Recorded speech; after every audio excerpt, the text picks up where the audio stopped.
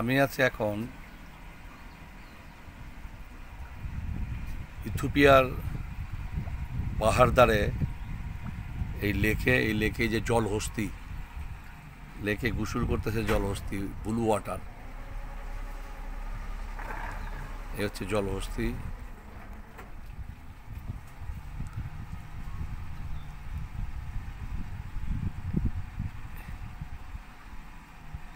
এইভাবে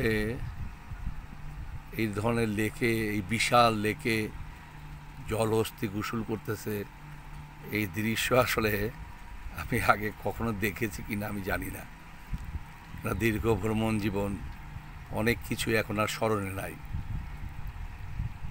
এ হচ্ছে জলহস্তি, পানিতেই থাকে। এই আশেপাশে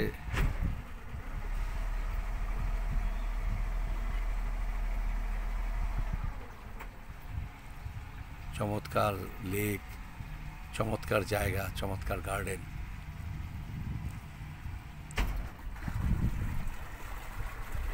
খুবই মনোমুগ্ধকর একটি জায়গা, অসাধারণ সুন্দর একটি লেক।